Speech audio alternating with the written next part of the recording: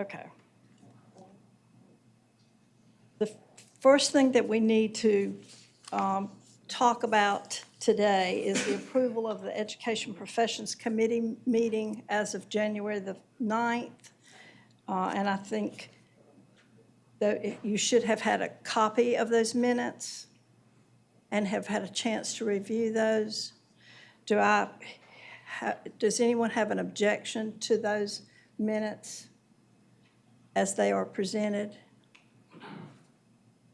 Hearing none, we will approve them by unanimous consent. Also, please look, if you have not, please look at the agenda for today's meeting. Does anyone have any comments?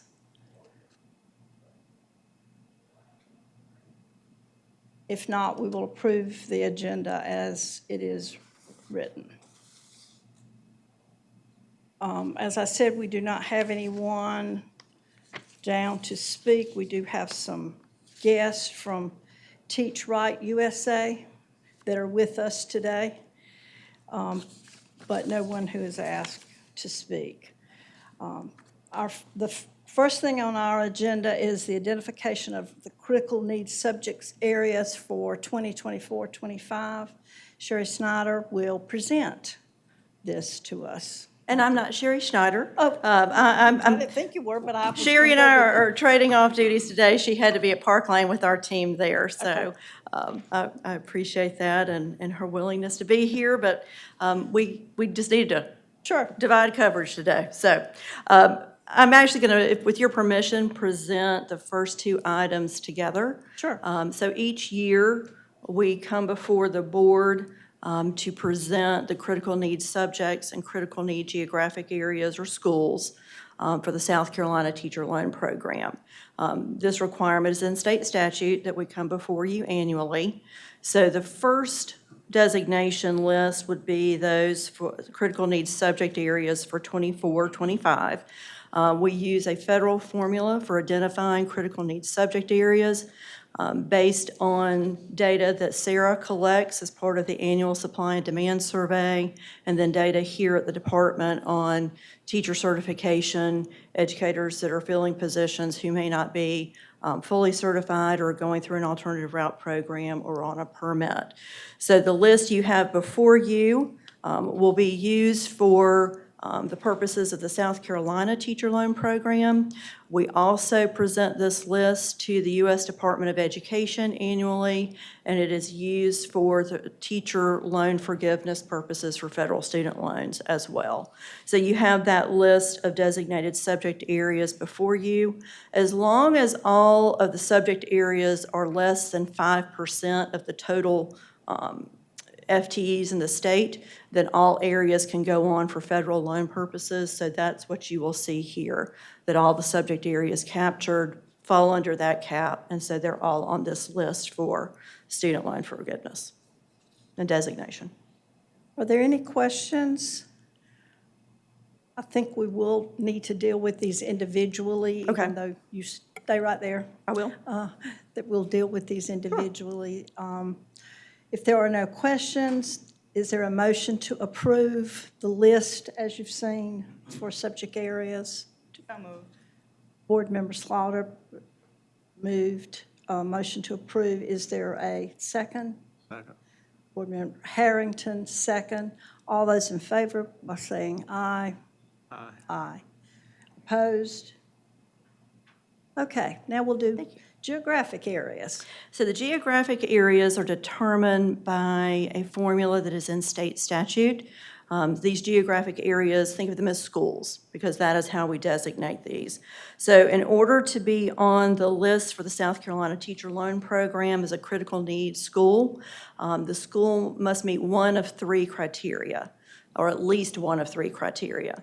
They must have, or that they can qualify by a poverty index of 70% or higher, a 3-year average teacher turnover rate of 20% or higher, or a report card rating of below average or unsatisfactory. So any one of those designations will qualify a school to be on the list.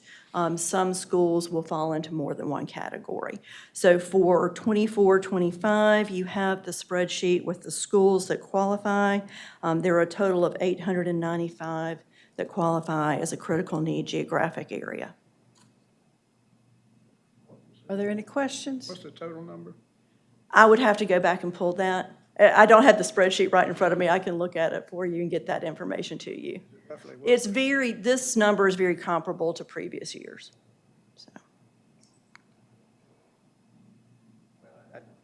Just a comment, ma'am. Sure. I noted that our school district, and I hear of other school districts, are coming up with their own criteria, almost, of what they're going to accept in terms of teachers to go in the classroom, because there's such a shortage of teachers in a lot of these school districts. Now, I understand why that's necessary.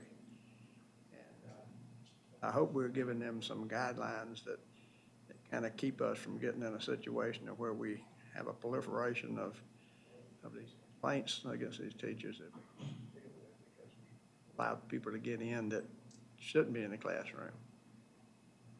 and I think you're kind of speaking to one of the questions that you've asked us previously. You know, there is a requirement for educators who are serving in instructional positions have to be certified. The challenge some of our districts are facing right now is filling those positions with qualified staff. So obviously, we have candidates coming through traditionally prepared in our college and university programs. We have a number of approved alternative route programs that are filling an additional need in our state.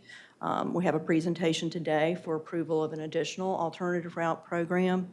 We also, South Carolina also gets a fair number of candidates from other states who are educators that are relocating to South Carolina.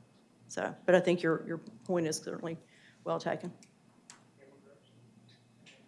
Immigrants that are coming in too, Well, if you're talking about the exchange visitor program, the exchange visitor program is allowed under the U.S. Department of Education, and those exchange teachers can come here for typically a 2 or 3 year program, which could be extended for 2 additional years. And then those exchange visitor teachers have to go back to their country of origin, or their home country, as part of that cultural exchange agreement. So they have to go back for a minimum of 2 years. And I think, like many states, we also see educators that are coming to the United States qualifying for an H-1B visa, and that those educators then would qualify for or seek to qualify for a standard educator certificate, not part of an exchange visitor program. Any other question? I'm May I have sorry. some personal and specific questions? Sure. Since controversial issue. I've got a granddaughter who's got a degree in English. And she's been teaching in Germany for 7 years to German students. And I think right now she's in a grade school working there. She's moving back in spring to the United States. And she's needed in the classroom.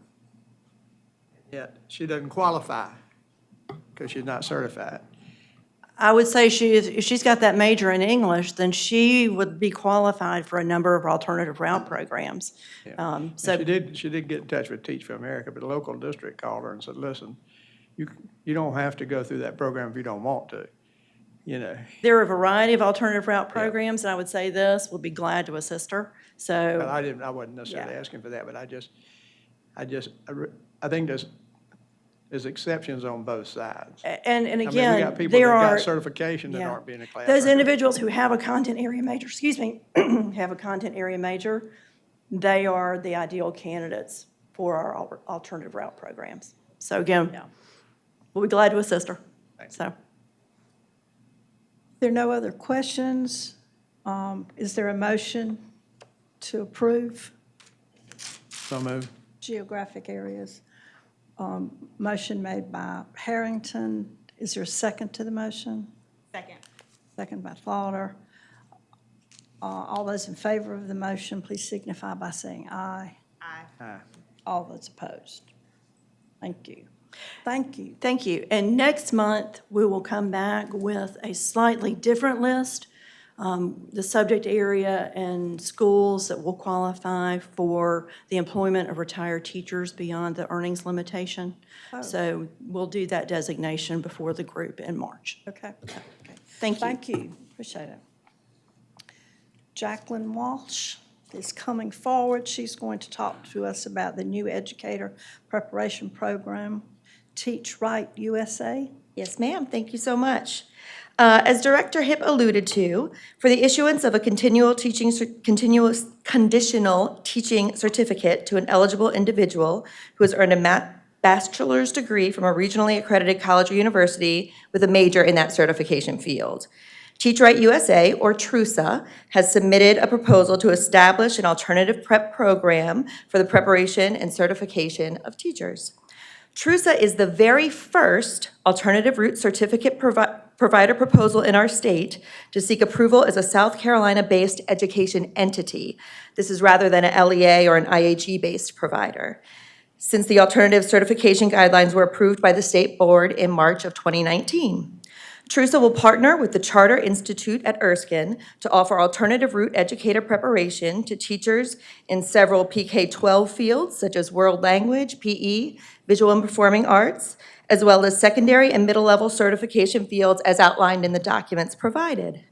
The proposal underwent a rigorous review to ensure that all requirements established in statute, regulation, and guidelines were addressed sufficiently. And this review process was conducted by external peer review team of content experts, and then again by a professional review committee, or PRC. As a part of this process, the proposal was revised several times based on the feedback from both of those committees. On December 8th, the PRC considered the final Teach Right USA proposal and voted to recommend approval of the Teach Right USA Alternative Education Preparation Program for the State Board's consideration. Are there any questions of Jacqueline? Questions? Then is there a motion to approve? So moved. Thank you, Board Member Slaughter. Is there a second? So moved. We have, Harrington has seconded the motion. All those in favor of the motion signify by saying aye. Aye. Aye. Motion carries. We have no, thank you, Jacqueline. We have no information items on the agenda for today. We now need to consider the consent agenda. The items which we have looked at, the three items that we have talked about, we need a recommendation to submit those for the consent agenda. Do I have a motion to do that?